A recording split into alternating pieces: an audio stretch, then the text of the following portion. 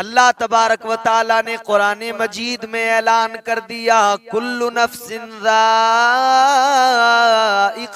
मौत, हर नफ्स को मौत का जायका चखना है, हर नफ्स को। तो जो आया है उसे दुनिया से जाना है। अच्छा, इंसान पैदा हुआ, फिर उसने यहाँ एक मुख्तसर जिंदगी गुजारी जितनी अल्लाह ने दी, फिर अल्लाह ने उसे वापस इसी मिट्टी में मिला दिया, फिर कब्र में दफना दिया। मिट्टी डालते हुए फिर हम पढ़ते हैं, मिनहा खलकनाकुम व फीहा नुईदुकुम व मिनहा नुखरिजुकुम तारतन उखरा। बेशक इसी मिट्टी से पैदा किया और इसी मिट्टी में फिर मिलना है। आखिर शुरू इस मिट्टी से है तो आखिर भी इसी मिट्टी पर है। अल्लाह के प्यारे पैगंबर जनाब हजरत मूसा अलैहिस्सलाम एक मर्तबा अल्लाह की बारगाह में अर्ज करने लगे, इसलिए कि आप कलीमुल्लाह हैं, अल्लाह से गुफ्तगू किया करते थे, अल्लाह से कलाम किया करते थे, कोहे तूर पे जाते थे, बात हुआ करती थी। एक मर्तबा अल्लाह की बारगाह में अर्ज करने लगे, ए मौला, ए रब्बे लम यज़ल व ला यज़ाल, ए खालिक़े अर्ज़ो समा, एक सवाल तेरी बारगाह में करना चाहता हूँ। परवरदिगार आलम ने फरमाया, बोलो क्या कहना चाहते हो मूसा। हजरत मूसा अला नबीना अलैहिस्सलातु वस्सलाम अर्ज करने लगे, ए परवरदिगार, ए रब्बे लम यज़ल व ला यज़ाल, जब तूने पैदा किया है तो मारता क्यों है? जब जिंदगी दी है तो फिर तू मौत क्यों देता है? जिंदगी और मौत पर तो अल्लाह का इख्तियार है, वो कादिर है। जिंदगी वही देता है, मौत वही देता है। जब तक जिंदगी है कोई मार नहीं सकता, और जब वक्त पूरा हो जाए तो कोई बचा नहीं सकता है, चाहे जहां आदमी जाए छुप जाए। है मेरे अजीजों, याद रखना, अल्लाह के प्यारे पैगंबर जनाब हजरत मूसा अलैहिस्सलाम अल्लाह की बारगाह में अर्ज करने लगे, ऐ मौला, तूने जिंदगी दी है तो मारता क्यों है? मारने का सबब क्या है? ऐ परवरदिगार, इसमें हिकमत क्या है? और ये भी जान लीजिए, अल्लाह के हर काम में हिकमत है। परवरदिगार का कोई काम हिकमत से खाली नहीं है। जिंदगी दी अल्लाह ने किस लिए? पहले तो ये समझो, जिंदगी दी तो क्यों दी? अल्लाह तबारक व ताला ने जिंदगी किस लिए अता की? हदीस कुदसी सुनो, अल्लाह ने फरमाया कि मैं एक छुपा हुआ खजाना था, जब मैंने चाहा मैं पहचाना जाऊं, तो फिर मैंने इंसान को पैदा कर दिया, फिर मैंने कायनात को बना दिया, फिर मैंने जमीन और आसमान को बनाया। तो गोया जमीन और आसमान बने, कायनात बनी, इंसान बना। किस लिए बना? इसलिए कि रब जो हमारा खालिक और मालिक है उसे पहचाना जाए, अल्लाह तबारक व ताला की किबरियाई और उसकी अहदियत और समदियत आम हो जाए। तो जब रब ने चाहा मैं पहचाना जाऊं, उसने कायनात को पैदा कर दिया। तो ये हिकमत पैदा करने में है, तो मारने में क्या हिकमत है?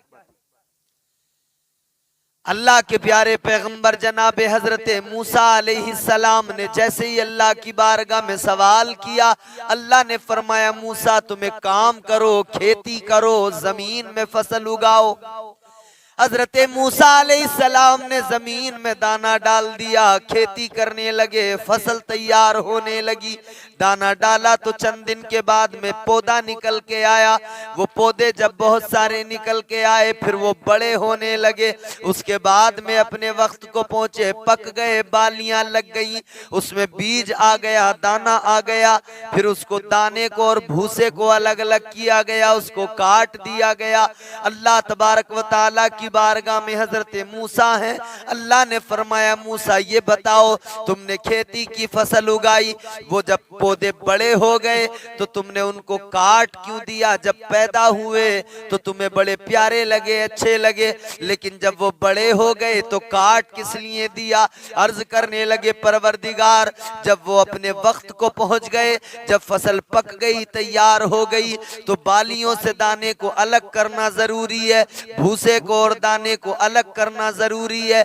ए मौला, फिर उसमें नहीं रखा जा सकता है, अगर और ज्यादा उसमें रखा गया तो वो खराब हो जाएगा। अल्लाह तबारक व तआला ने फरमाया, ए मूसा ये बताओ तुम्हें ये इल्म कहां से आया?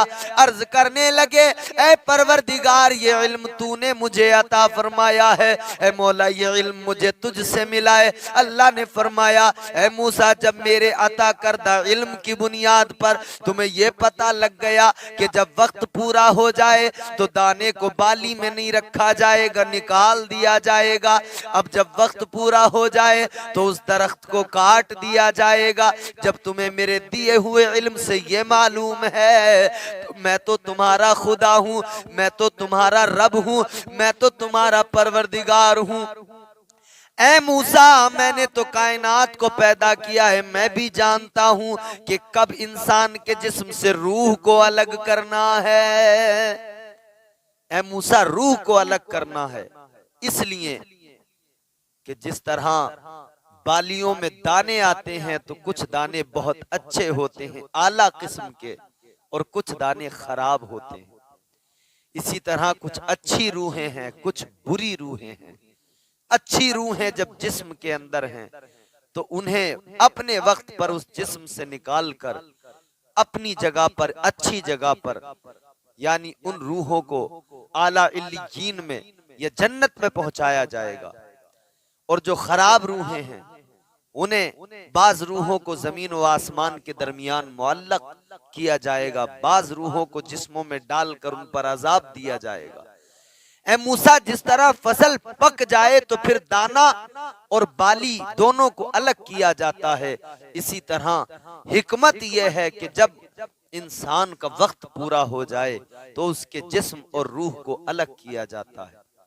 जब आज़ाए बदन ढीले पड़ जाएं, जब बुढ़ापा आ जाए, और बुढ़ापा ही क्या, जवानी में भी मौत आ सकती है, बचपन में भी आ सकती है, कभी भी आ सकती है। एक वक्त है, अल्लाह ने जिंदगी जितनी दी है, जितनी सांसें दी हैं, उतनी सांसें पूरी करनी है, उसके बाद में मौत आ जाएगी। जिस्म से रूह को अलग किया जाएगा। जिस्म चूंकि मिट्टी से बना है, मिट्टी में मिल जाएगा। ऐ मेरे अजीजों, याद रखना कल कयामत का दिन होगा, नफसी नफसी का आलम होगा, यौमे हिसाब। फिर ये तमाम अजसाम जो कब्रों में दफन किए गए, इनकी कब्रों के अंदर जो है मिट्टी में मिल गए, ये जिस्म गल गए, हड्डियां भी गल गई, जोड़ सारे खुल गए, लेकिन फिर यौमे हिसाब एक एक कब्र के अंदर से 70-70 मुर्दे निकल के आएंगे। एक एक कब्र के अंदर से 70-70 मुर्दे आएंगे। मेरे आका ने फरमाया, यौमे हिसाब एक एक कब्र के अंदर से 70-70 मुर्दे उठ कर आएंगे, सब बरहना होंगे। अर्ज किया गया, या रसूल अल्लाह, मेरे आका की बारगाह में सवाल किया गया, आका क्या जब बरहना होंगे तो एक दूसरे से हया नहीं आएगी, क्या शर्म नहीं आएगी? मेरे आका ने फरमाया, मोहलत किसे होगी, किसको इतनी फुर्सत होगी जो दूसरे पे नजर डाले? सबको अपनी पड़ी होगी, सब अपनी फिक्र में लगे होंगे कि आज बख्शिश का परवाना मिल जाए। किसको वहां पे फुर्सत होगी? मेरे प्यारे आका ने 1400 साल पहले पूरा कयामत का नक्शा बंदों के सामने, अपनी उम्मत के सामने रख दिया। तो ये जिस्म मिट्टी में मिल जाएगा। तो फिर सवाल ये पैदा होता है, जब जिस्म मिट्टी में मिल गया तो दोबारा से फिर ये जिस्म कैसे जिंदा होगा? किस तरह से जिंदा होगा? एक शख्स था, उसने अपने बच्चों से कहा था, जब मैं मर जाऊं तो मेरी लाश को दफनाना नहीं, जला देना। बच्चों ने कहा किस लिए? कहा हाँ, तुम्हें मेरी वसीयत पे अमल करना होगा। जब मैं मर जाऊं तो मेरे जिस्म को आग लगानी होगी, मुझे दफनाना नहीं, आग लगा देना, राख बना देना, हवा में उड़ा देना। जब उसका इंतकाल हो गया, मरने के बाद में उस इंसान को, उस मरने वाले को जला दिया गया वसीयत के मुताबिक। राख फजा में उड़ गई, हवा में उड़ गई। लेकिन सुनो सुनो, जब वो अल्लाह की बारगाह में हाजिर होगा, पेश होगा कल बरोज़े हिसाब, अल्लाह तबारक व तआला फरमाएगा तूने ऐसा किस लिए किया, लाश को जलाने को क्यों कहा। वो अल्लाह की बारगाह में रोएगा, अर्ज करेगा मौला बहुत गुनाहगार था, या अल्लाह गुनाह इतने ज्यादा थे मालिक, डर लगता था तेरे सामने कैसे खड़ा हो जाऊंगा। ए परवरदिगार, डर लगता था इसलिए मैंने कहा था मुझे जला देना, मेरी राख बना देना, मेरी राख को फजा में उड़ा देना। अल्लाह ने फरमाया ए मेरे बंदे, तू वो जो तूने जलने के लिए, अपनी लाश को जलाने के लिए कहा था, क्या वो इसलिए कहा था कि तू मुझसे डरता था, तेरे दिल में मेरा खौफ था। कहने लगा हाँ परवरदिगार, खौफ की वजह से कहा था। अल्लाह तो सब जानता है, मगर फिर भी बंदे से मालूम कर रहा है, बंदे की जबान से उससे इकरार करवाया जा रहा है। अल्लाह फरमाएगा ऐ मेरे फरिश्तों देख लो, इसके दिल के अंदर डर कितना था, इससे गुनाह तो हो गए थे मगर दिल में खौफ बेदार हो गया, इससे गुनाह तो हुए मगर ये डर गया मेरे अजाब से। ऐ मेरे बंदो, जिसके दिल में मेरा खौफ होता है, ऐ मेरे फरिश्तों तुम भी गवाह हो जाओ, जो मेरे खौफ से डर जाता है, जो मेरे खौफ को अपने सीने में रखता है, मैं उसे अजाब में मुब्तला नहीं करता हूँ। अल्लाह ने फरमाया तू हमारे डर की वजह से, मेरे खौफ की वजह से तूने ये किया, जा मैंने तेरे गुनाहों को बख्श दिया है। तो खौफ खुदा जब बंदे के सीने में आ जाए, तो मैं अर्ज कर रहा हूं कि इंसान मिट्टी में मिल गया, वो जल भी जाए मगर फिर भी कयामत के दिन वो जिंदा होगा, फिर भी उसका वही जिस्म होगा। कैसे होगा? वो तो मिट्टी में मिल गया, उसकी लाश मिट्टी में मिल गई, जिस्म फानी है। तो मेरे अजीजों याद रखना, इंसान की रीढ़ की हड्डी है, सारा वजूद मिट्टी में मिल जाता है मगर रीढ़ की हड्डी के अंदर इंसान की कुछ ऐसे बीज हैं कि जो जमीन के अंदर पड़े रहते हैं, बाकी रहते हैं। उन्हीं से फिर अल्लाह तबारक व तआला दोबारा उस शख्स को जिंदा करेगा, और वो उसका जो वजूद मिट्टी में मिल चुका है वो दोबारा वापस उसका जिस्म तैयार होगा, जिस्म बनेगा, फिर वो अपनी कब्र से उठ कर आएगा। तो ये निजाम कुदरत है, जिंदगी और मौत अल्लाह के इख्तियार में। अल्लाह जब चाहता है उसके इख्तियार में, वो कादिर है, जिंदगी देना उसका काम। वो नवाजने पे आए तो नवाज दे जमाना, वो नवाजने पे आए तो नवाज दे जमाना, वो करीम ही जो ठहरा तो करम का क्या ठिकाना। जिंदगी उसने दी है मेरे अजीजों, माँ के पेट के अंदर 9 माह तक वो जिंदा रखता है, रिस्क भी देता है। और बाज को अल्लाह ताला माँ के पेट में ही उनकी जिंदगी पूरी हो जाती है, उनको उतनी ही जिंदगी मिली होती है।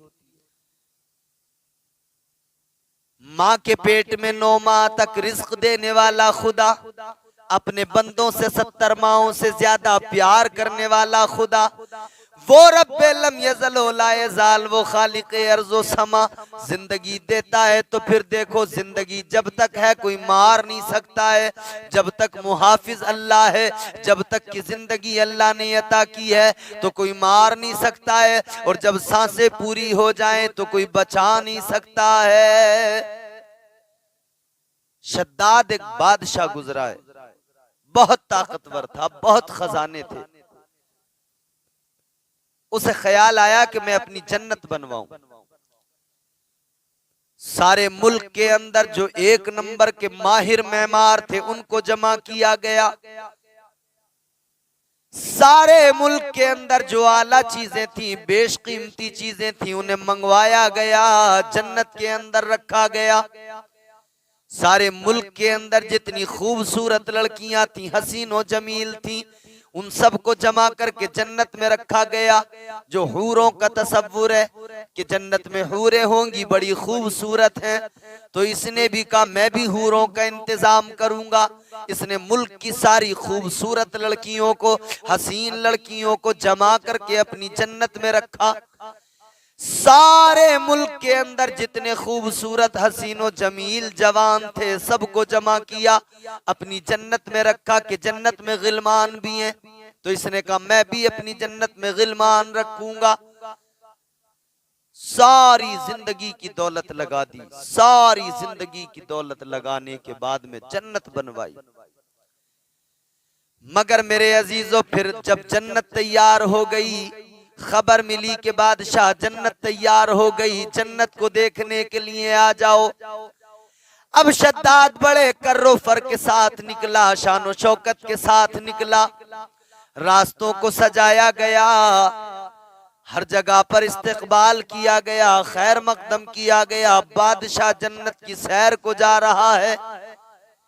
लेकिन मेरे अजीजों, जैसे ही बादशाह जन्नत के दरवाजे पे पहुंचा, शद्दाद जन्नत में कदम रखना चाहता है कि हजरत मलकुल मौत आ गए। फरमाने लगे बादशाह वक्त पूरा हुआ,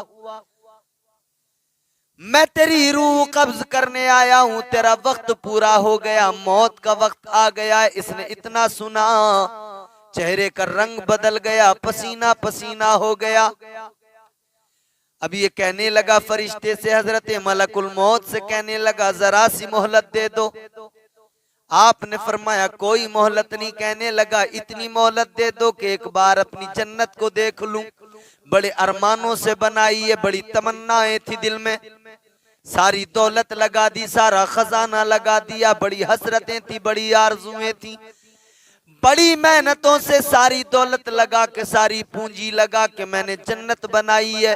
बस इतनी मोहलत दे दो, एक बार जन्नत को देख लूं, एक बार अंदर चला जाऊं, जन्नत का अपनी नजारा कर लूं। हजरत मलकुल मौत ने फरमाया जब वक्त आ जाता है, टाइम पूरा हो जाता है, फिर एक लम्हा आगे नहीं होता है, एक लम्हा पीछे नहीं होता है। मौत मुकर्ररा वक्त पर आती है, तेरा वक्त पूरा हो गया, अब कोई मोहलत नहीं मिलेगी। मेरे अजीजों, जब मौत आई तो शद्दाद ने बड़े अरमानों से जन्नत बनाई, मगर देखने का मौका न मिल सका।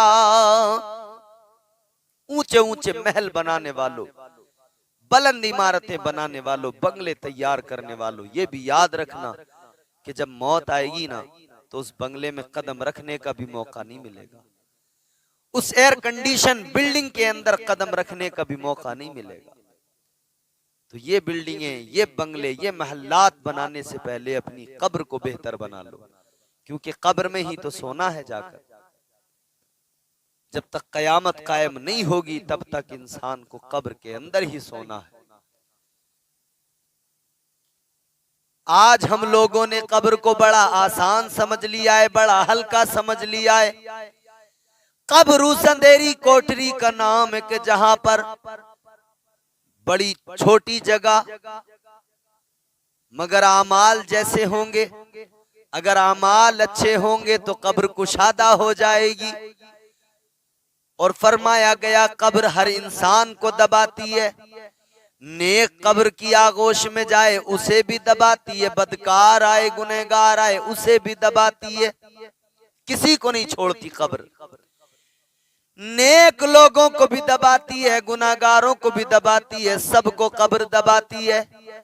मगर फरमाया गया दबाने में फर्क है, और वो फर्क ये है जब नेक परहेजगार कब्र में पहुंचता है, कब्र दबाती है, तो कब्र इतना दबाती है कि कब्र में नेक इंसान है, नेक को जब कब्र दबाती है तो अंदाज ये होता है कि जैसे माँ अपने बच्चे को आगोश में लेकर प्यार से, ममता से दबाया करती है, कब्र अपने अंदर नेक को इसी तरह से दबाती है। नेक को इस तरह से दबाती है जैसे माँ ममता से अपने बच्चे को आगोश में लेकर दबाती है। ये नेक को दबाने का अंदाज। और गुनाहगार को कैसे दबाती है? फरमाया गया गुनाहगार को कब्र दबाती है तो इधर की पसलियां इधर और इधर की इधर मिल जाती हैं, आपस में अंदर घुस जाती हैं, पसलियां टूट जाती हैं, चूरा हो जाता है। गुनहगार को कब्र दबाती है मेरे अजीजों, तो उसकी पसलियां टूट जाती हैं, एक दूसरे में घुस जाती हैं। तो उस कब्र की तैयारी करो। यहां बिल्डिंगें बनाकर यहीं छोड़ जानी है। याद रखना, कब्र में न कोई बिल्डिंग साथ जाएगी, न कोई एयर कंडीशन बिल्डिंग इमारत, न कोई बंगला जाएगा, न दौलत जाएगी, न खजाना जाएगा, न सोना जाएगा, न चांदी जाएगी, न औलाद जाएगी, न रिश्तेदार जाएंगे, न दोस्त जाएंगे, न माँ बाप जाएंगे।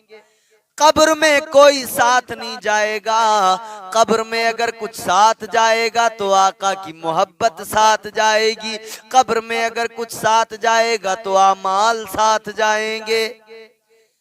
इसीलिए कहा, कर जवानी में इबादत काहिली अच्छी नहीं। जवानी में इबादत कीजिए, कब्र अपनी रोशन कर लीजिए। आज तैयारी कीजिए कब्र की। आज ले उनकी पनाह, आज मदद मांग उनसे। आज ले उनकी पनाह, आज मदद मांग उनसे। कल न मानेंगे कयामत में अगर मान गया।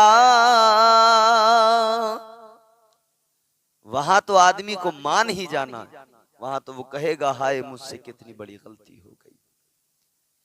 एक बार मौत आती है, दोबारा मौत नहीं आती है। मरने के बाद में जन्नती जन्नत में चले जाएंगे, जहन्नमी जहन्नम में चले जाएंगे। यौमे हिसाब हिसाब होगा। अल्लाह जहन्नमियों को जहन्नम में, जन्नतियों को जन्नत में भेज देगा। मगर एक फिक्र जन्नत वालों को लगी होगी और एक ख्याल और सोच जहन्नम वालों को होगी। जन्नत वालों को फिक्र लगी होगी कि दोबारा मौत ना आ जाए। जो आसाइशें मिली हैं, जो सुकून मिला है, कहीं ये सब कुछ छिन न जाए, ये नेमतें न छिन जाएं, कहीं मौत ना आ जाए। जन्नत वाले इस फिक्र में होंगे मौत ना आ जाए। मगर जो जहन्नम में होंगे उन्हें भी फिक्र लगी होगी। वो भी सोच रहे होंगे, वो क्या सोच रहे होंगे? वो सोच रहे होंगे, काश एक बार मौत आ जाए, काश एक बार और हमें मौत आ जाए, हम इस परेशानी से निकल जाएं, इस परेशानी मुसीबत से छुटकारा मिल जाए। ये जो अजाब हो रहे हैं इनसे हमें छुटकारा मिल जाए, मौत आ जाए। मगर एक बार मौत आती है, दोबारा नहीं आती है। जहन्नमी जहन्नम में हमेशा जलेंगे, जन्नती जन्नत में हमेशा, जन्नत की नेमतें उनके पास होंगी। इसीलिए मेरे अजीजों याद रखना, ये जिंदगी बड़ी मुख्तसर है। कितनी मुख्तसर है? इतनी मुख्तसर कि जिस तरह आप किसी बड़े समंदर में, दरिया में एक पत्थर फेंक कर मारो तो जब छींटे ऊपर को उड़ती हैं, कतरे उड़ते हैं, तो उन कतरों के मानिंद इंसान की ये दुनिया की जिंदगी है। और वो समंदर जो है वो उस जिंदगी के मानिंद है। यानी समंदर के मानिंद वो जिंदगी है जो आखिरत की जिंदगी है। तो वो तवील जिंदगी है, उसकी फिक्र करना चाहिए। अल्लाह ने पैदा किया है, जब तक वो चाहेगा जिंदा रखेगा। फिर वो वक्त आएगा कि वक्त पूरा हो जाएगा, जब रब चाहेगा मलकुल मौत को भेजेगा, वो आएंगे, रूह कब्ज कर लेंगे। इंसान पैदा हुआ है तो मरना भी है।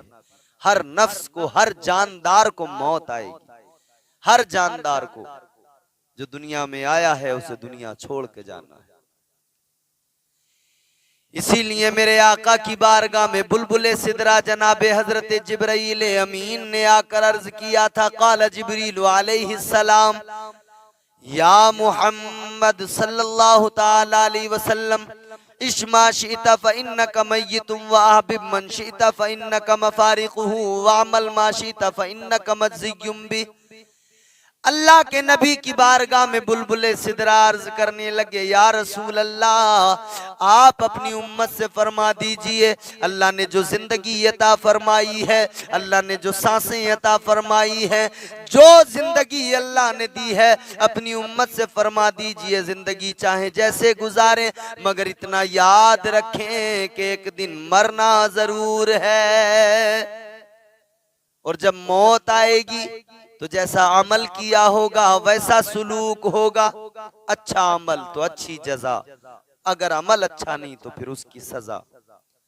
तो फरमाया गया जिंदगी ऐसे गुजारो कि दुनिया भी संवर जाए, आखिरत भी संवर जाए।